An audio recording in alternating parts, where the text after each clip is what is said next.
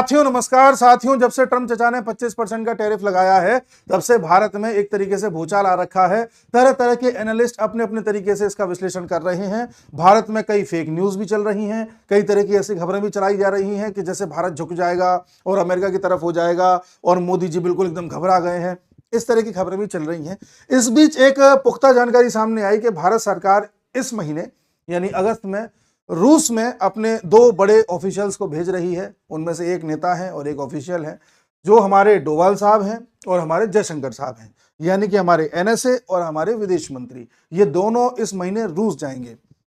अब कुछ लोग अलग अलग तरीके से इस पर कयास लगा रहे हैं कि शायद रूस इसलिए जा रहे हैं कि रूस से डील और पक्की करें और ज्यादा तेल लें और कैसे भी करके अमेरिका को दबाने की सोचें। दूसरे लोग कह रहे हैं कि रूस इसलिए जा रहे हैं कि इन्होंने मतलब भारत ने अमेरिका का F-35 लेने से तो मना कर दिया है, तो अब रूस का S-57 लेने के लिए भारत डील करने जा रहा है।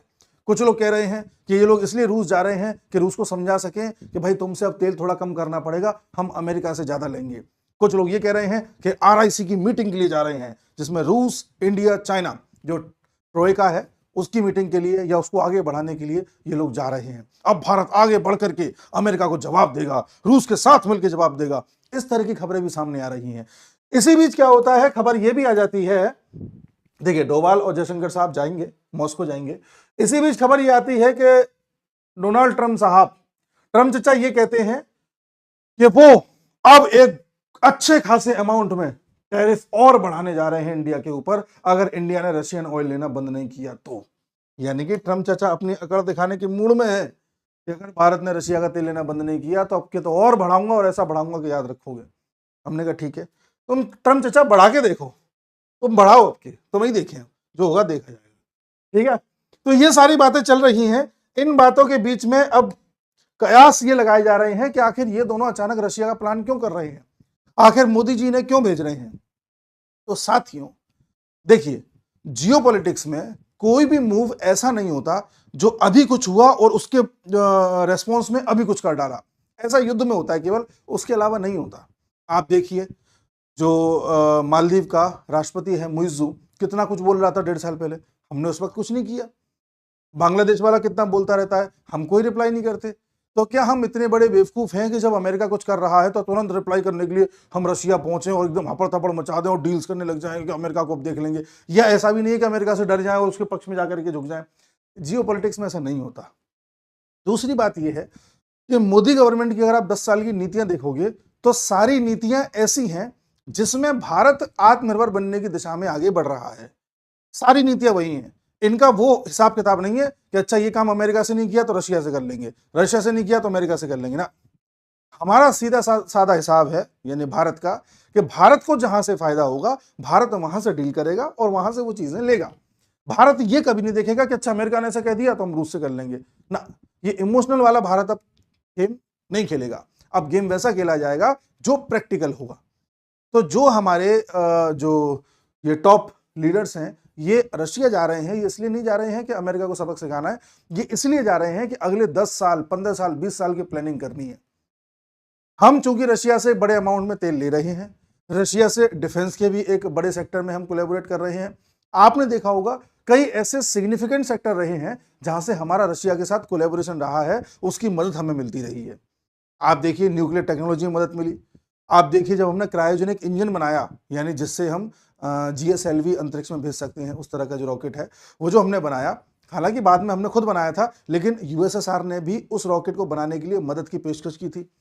याद कीजिए कि ब्रह्मोस जो हमने बनाई है उसमें एक पार्टनर रशिया भी है। याद कीजिए, अब रशिया कहता है कि S-400 की जो टेक्नोलॉजी है वो भी हम ट्रांसफर करेंगे। ब्रह्मोस का एडवांस वर्जन भी हम बना रहे हैं। अंतरिक्ष के कई ऐसे मिशन हैं जो हमने रशिया के साथ मिलकर के पूरे किए हैं। तो जब भी कोई फॉरवर्ड टेक्नोलॉजी आती है, कोई मॉडर्न टेक्नोलॉजी आती है, कोई आगे की टेक्नोलॉजी आती है, तो रशिया ही एक ऐसा पार्टनर निकल के आता है जो हमें उस टेक्नोलॉजी में आगे ले जाने में मदद करता है। तो वर्तमान समय में जो एक बड़ी चीज है जिस पर अमेरिका खेल सकता है, जो खेल रहा है अभी, तो एक तो पेट्रोलियम हो गया।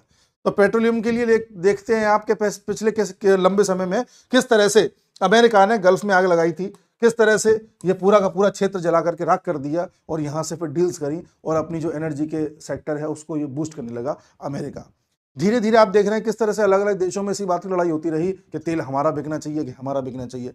आज भी देखो अमेरिका इनडायरेक्टली धमकी ये दे रहा है कि रशिया का तेल मत लो। तो तेल एक ऐसी चीज थी जिसको लेकर के दुनिया में समीकरण बिठाए जा सकते थे। अब जो वर्तमान चीज आएगी जिसको लेकर के दुनिया में राज किया जा सकता है, समीकरण बिठाए जा सकते हैं, वो है आपकी एआई। एआई भारत क्या कर रहा है? भारत ये जानता है कि एआई में भी ठीक है, कुछ देश बहुत आगे हैं, जैसे अमेरिका बहुत आगे है, चाइना भी आगे होने का दावा कर रहा है बेशक, लेकिन इतना भी आगे नहीं है कि हम कैच ना कर पाए। अगर हम यहां से एआई में अगर अच्छा खासा दमखम लगा देते हैं तो हम बहुत जल्द एक ऐसा मुकाम हासिल कर लेंगे जो इन्हीं देशों की श्रेणी का होगा। हम अब उस भारत की तरह पेश नहीं आना चाहते जो इंतजार करेगा कि कभी हम गरीबी से मुक्त हो जाएंगे तब जाकर के अपना रॉकेट भेजेंगे ना। हम गरीबी से भी मुक्त होंगे, हम शिक्षा को भी बेहतर करेंगे, स्वास्थ्य भी बेहतर करेंगे, और जहां आगे निकलने के चांस है आगे निकलने का भी प्रयास करेंगे। तो अमेरिका भी पता क्या करेगा? दुनिया को इन सब चीजों में उलझा के, ट्रेड वॉर, ये वो फलाना ठिकाना, इन सब में उलझा करके अपने एआई को बहुत ज्यादा स्ट्रॉन्ग करने का प्रयास करेगा। और दुनिया इसी बात से भी डरी हुई है कि अमेरिका ने अगर एआई में एक तरफा लीड ले ली तो फिर अमेरिका किसी को जीने नहीं देगा।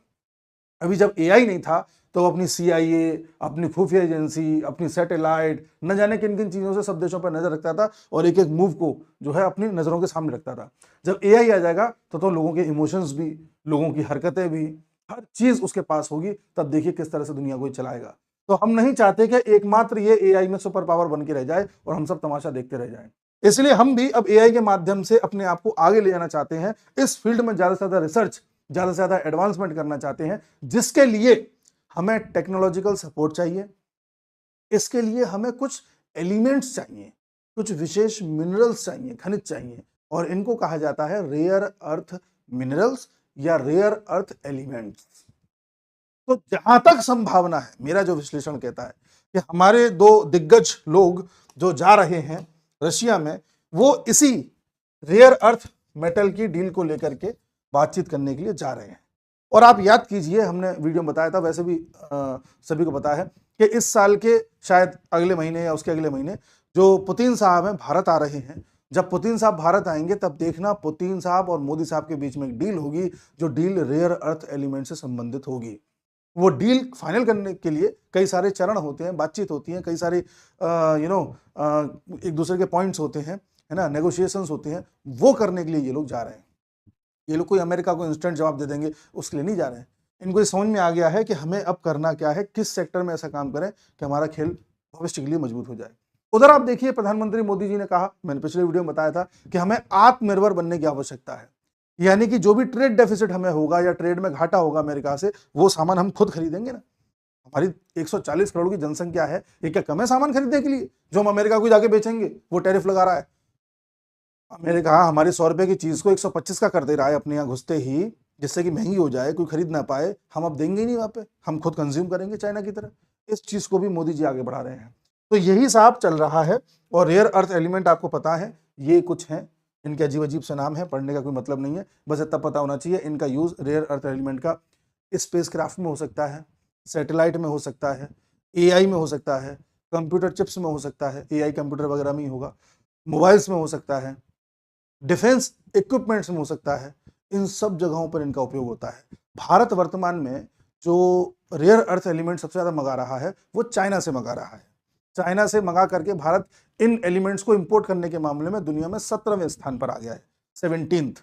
बट इससे काम नहीं चलेगा, भारत को और भी डील्स करनी होंगी। भारत चाइना के अलावा यही rare earth element South Korea से मंगा रहा है, हांगकांग से मंगा रहा है, जापान से मंगा भी रहा था, हम जापान को दे भी रहे थे, दोनों ही चीजें थी, ठीक है। और अब भारत जो डील करके आया है पिछले कुछ दिनों में, वो डील कर, याद कीजिए पिछले साल मोदी जी गए थे यहाँ पर, सिंगापुर में गए थे, यहाँ पर ब्रुनई में गए थे। इन देशों में जाकर के मोदी जी ने इनसे यही डील करी है कि तुम्हारे जो समुद्र का तट है वहां पर जो एलिमेंट्स पाए जाते हैं वो एक्सप्लोर करने में हमारी मदद करो। अब जो भारत जा रहा है रशिया, ये इसलिए जा रहा है क्योंकि रशिया रेयर अर्थ एलिमेंट्स के मामले में दुनिया में 5वें स्थान पे आता है भंडार के मामले में। और रशिया के पास दुनिया के लगभग 22% रेयर अर्थ एलिमेंट के रिसोर्सेज हैं। तो अगर हम इस सेक्टर में भी रशिया से संबंध बना लेते हैं, डिफेंस का है ही है, ऑयल का है ही है, अब इसमें भी बना लेते हैं, तो इसमें बुराई क्या है? हमें किसी ना किसी की जरूरत तो है। जब तक हम एक्सप्लोर नहीं कर रहे, हम रशिया से बात करेंगे कि हमें ये रेयर अर्थ एलिमेंट भी दो, हमें एक्सप्लोर करना भी सिखाओ, हमें इनका उपयोग करना भी सिखाओ जितना हो सकता है। बाकी हमारे यहाँ के युवा हैं, अपने आप में टैलेंटेड है, प्रयास कर रहे हैं। तो जहां तक है भारत इसमें जा रहा है, इस पर कई सारी चर्चाएं भी चल रही हैं। अभी 17 जुलाई को चर्चा चली है इस पर, क्योंकि रशिया के पास दुनिया के सबसे ज्यादा रिजर्व में से एक है रशिया। अच्छा, चाइना भी लगातार धमकी देता है कि हम रेयर अर्थ एलिमेंट का एक्सपोर्ट रोक देंगे, हम महंगा कर देंगे, हम ऐसा कर देंगे, हम वैसा कर देंगे। तो हमें चाइना, यूएसए इन सबके फंदों से बाहर आना है। ठीक है, तो ये देख लीजिए। एक खबर और बताता हूं, 13 जून की खबर है इसी साल की। 13 जून को खबर आई थी कि भारत ने अपने रेयर अर्थ एलिमेंट का जो एक्सपोर्ट भारत करता था जापान को, ये जो ट्रीटी है, एग्रीमेंट है हमारे और जापान के बीच में 13 साल पहले हुआ था कि हम ये तुमको दिया करेंगे। अब भारत ने उसे कैंसिल कर दिया है क्योंकि उसकी अवधि पूरी हो गई थी। भारत ने उसको रिन्यू नहीं किया। भारत ने कहा भाई देखो, हम तुम्हें अब ये नहीं दे सकते क्योंकि हमें अपनी भी जरूरतें पूरी करनी है। इसलिए जापान भैया नमस्कार, आप अपना देखिए, हम अपना देखते हैं।